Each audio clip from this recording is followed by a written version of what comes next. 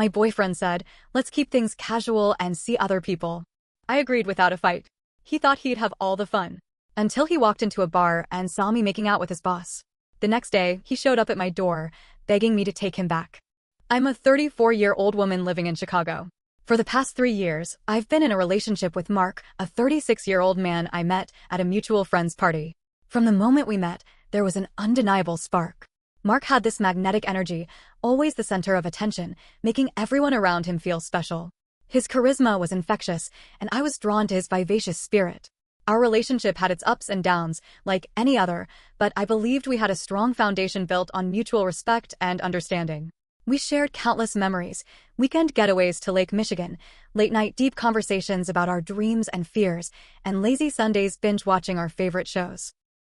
I envisioned a future with him, perhaps settling down, maybe even starting a family.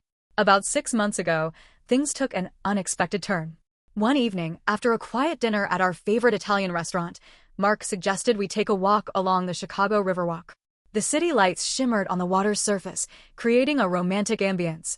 As we strolled hand in hand, Mark's grip tightened slightly, and I sensed he had something on his mind. He took a deep breath and said, "I've been doing a lot of thinking lately.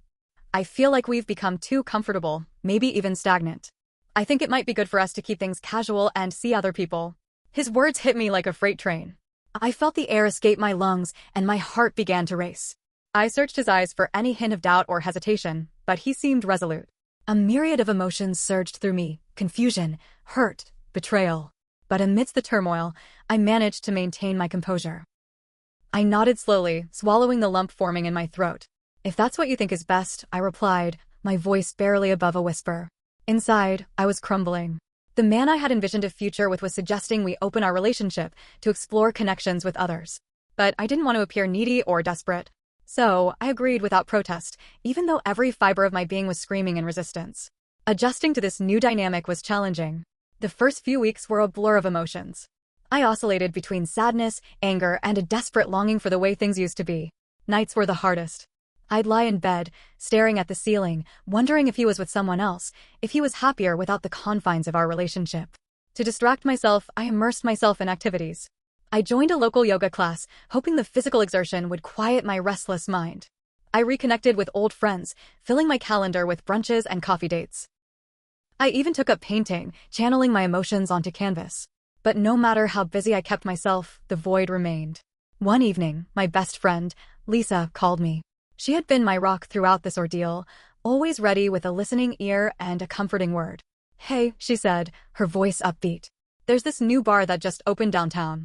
It's got great reviews, and I think a night out is exactly what you need." I hesitated.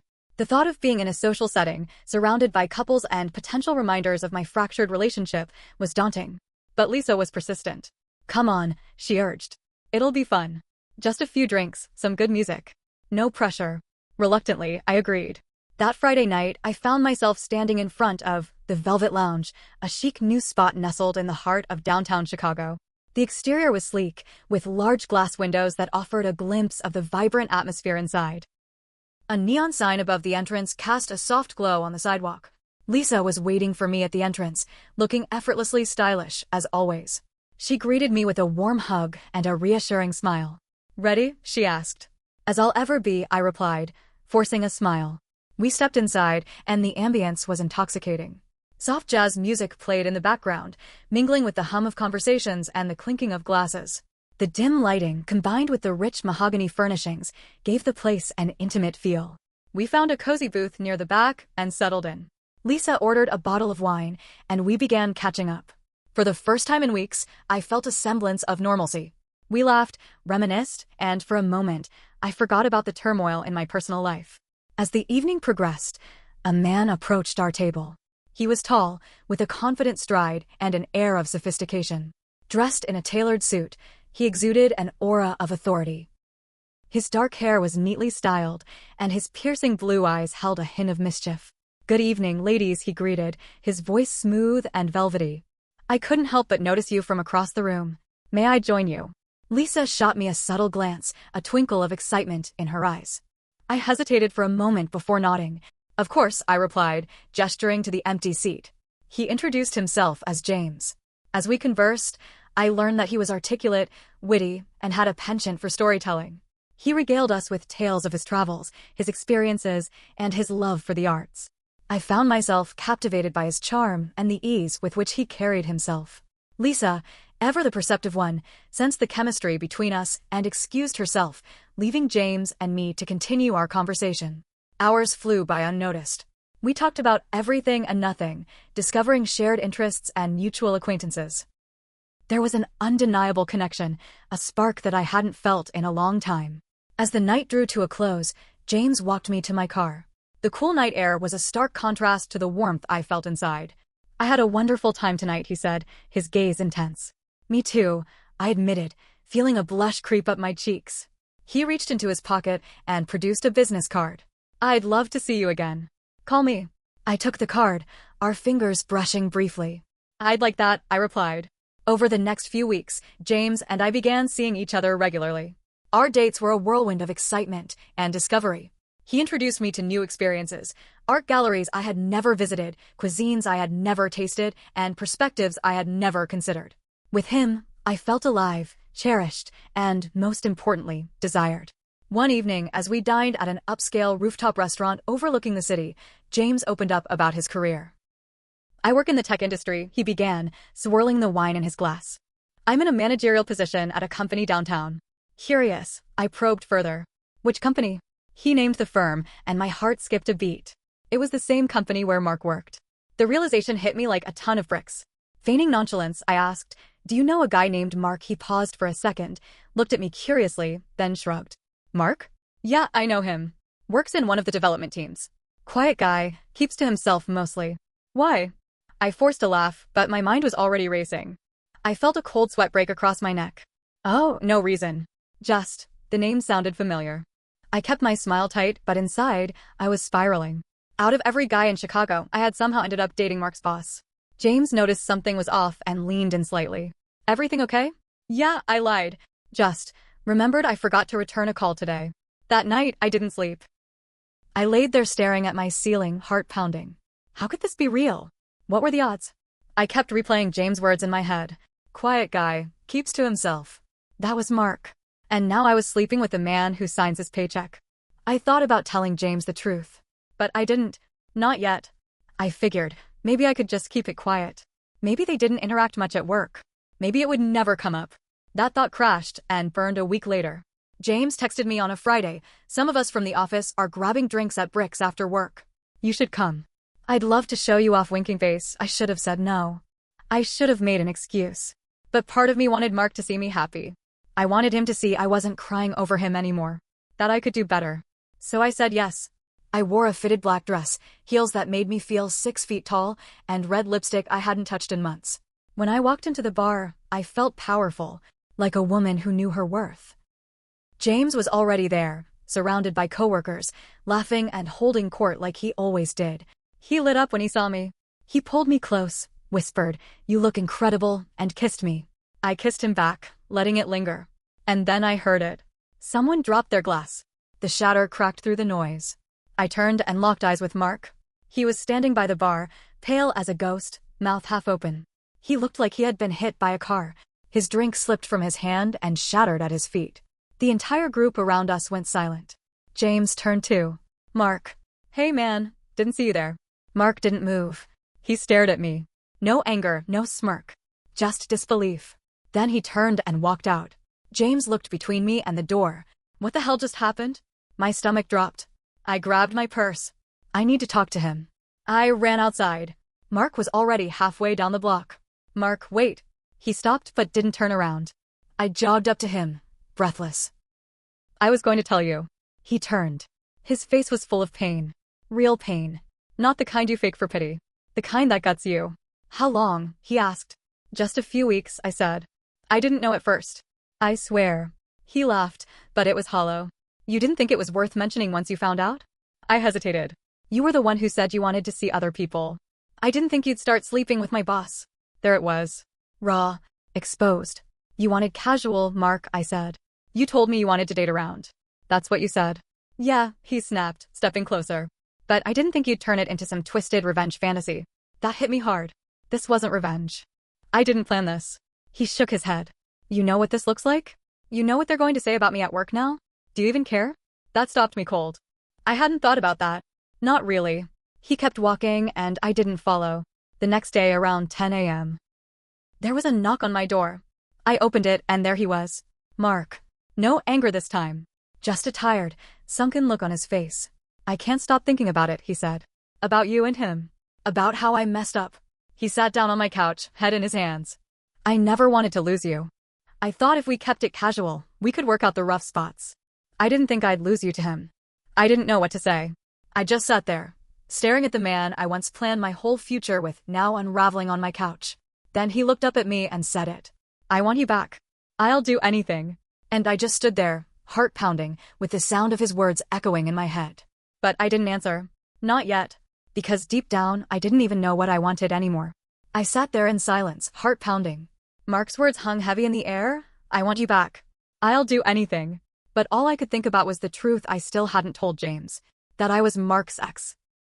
That we had lived together. That I wasn't just some random woman he met at a bar. I felt the weight of both men crushing in from opposite sides. Mark begging on my couch. James texting me sweet good mornings like nothing happened. I needed time. So I lied. I need to think, I said quietly. Mark nodded, stood up slowly, and walked out. He didn't slam the door. He just left. Like all the energy had drained out of him. That night, I didn't sleep again. Then things got worse. Way worse. The next day at noon, James called. He never called during work hours. Hey, he said, his voice low. Can we talk? My stomach flipped. Of course. What's wrong? I just had the weirdest interaction with Mark. Shit. What happened? He pulled me aside during a break. Told me you were his ex. That you two live together. That this whole thing with us is some kind of revenge setup. Is that true? I froze. Silence. Are you there? He asked. Yes. But it's not like that. I didn't know you worked together until we were already dating. How long did you two date? 3 years, I said, swallowing hard. He let out a long breath. Wow. I swear I didn't plan this. I met you at the bar. That's it. There was another pause, longer this time. I need some time, he said. This is a mess. You should have told me. Click. That was it. No yelling. No accusations. Just disappointment. And that felt worse than anything. Over the next few days, I didn't hear from either of them. But I did hear from someone else. Lisa called, her voice sharp with tension. You need to sit down. What is it?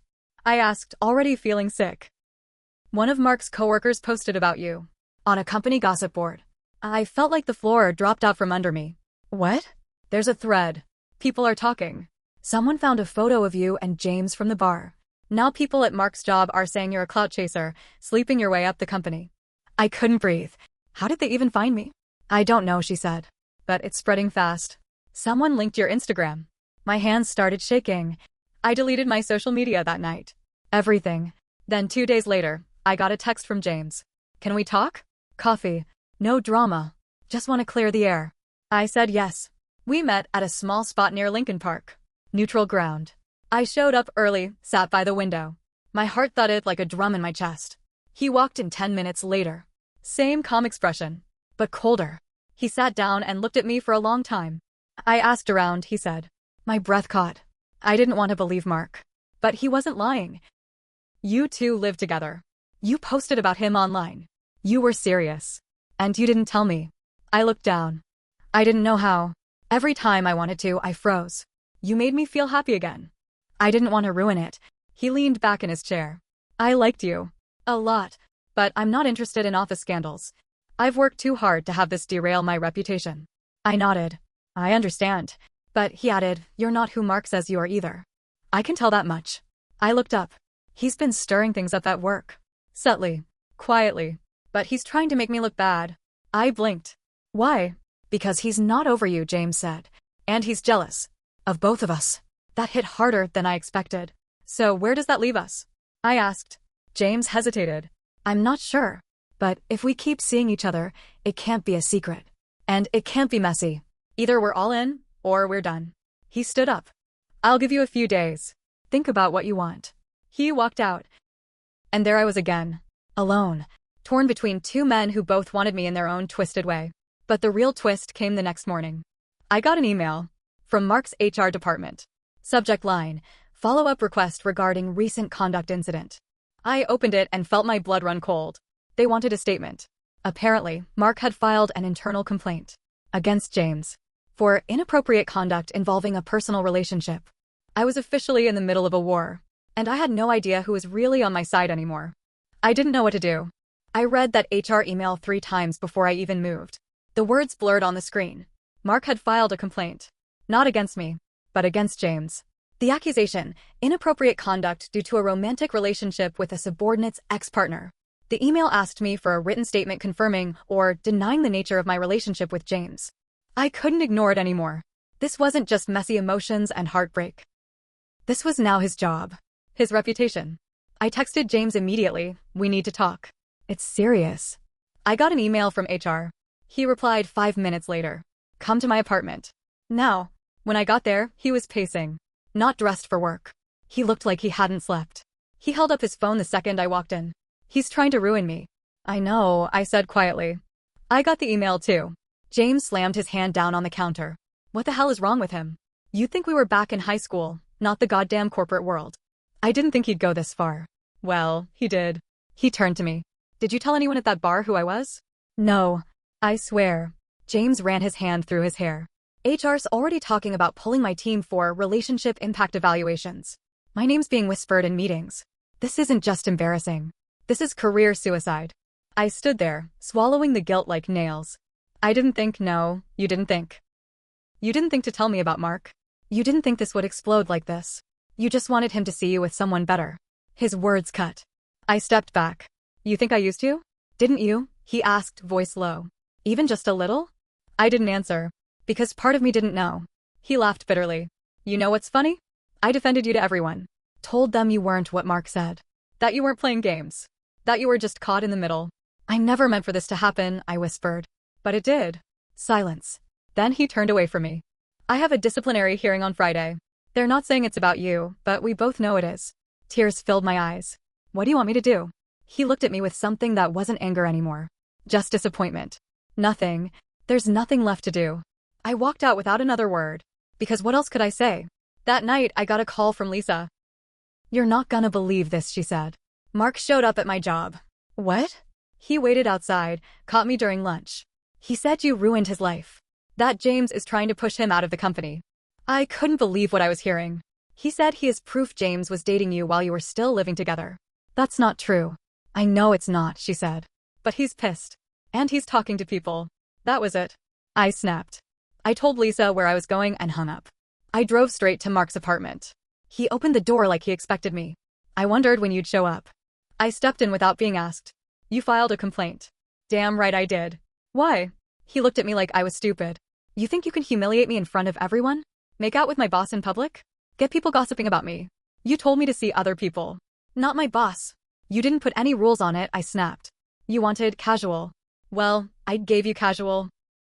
I didn't think you'd throw yourself at the first guy who gave you attention. That was it." I slapped him. Not hard. Not movie scene hard. But enough to sting. Enough to make him freeze. "You don't get to rewrite this," I said, voice shaking. "You broke us first. You wanted freedom. You don't get to turn around and punish me for finding someone who actually made me feel worth something again." His eyes welled up. "I wanted you to fight for me.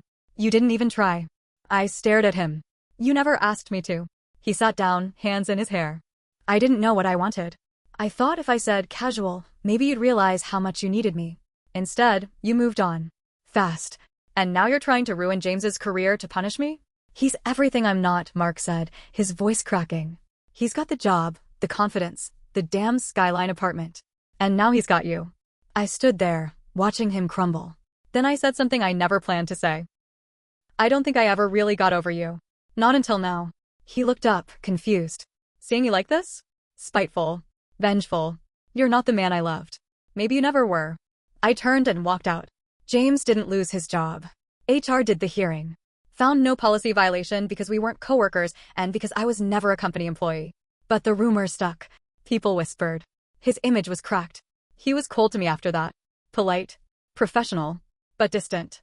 Eventually, he texted, "I need peace. I can't find it with you in the picture." I never replied. Lisa stayed by my side through all of it. She said something that stuck with me. You didn't cause this. You triggered it. Mark was always going to blow. James was just the fuse. It took time, but I believed her. I don't know if I'll ever date again soon. The idea exhausts me. What I do know is this: you can't play games with people's hearts and expect clean endings. You can't ask for casual, then mourn commitment. And you definitely can't go to war with someone who already has nothing left to lose. Mark transferred to a different team. James moved to New York for a job at a startup. We never spoke again. I stayed in Chicago. Built a new life. Quieter, smaller. But mine. Some days, I wonder what would have happened if I had just said no to that first drink. Most days, I don't. Because now, I finally know who I am when I'm not someone's girlfriend. And that's a start.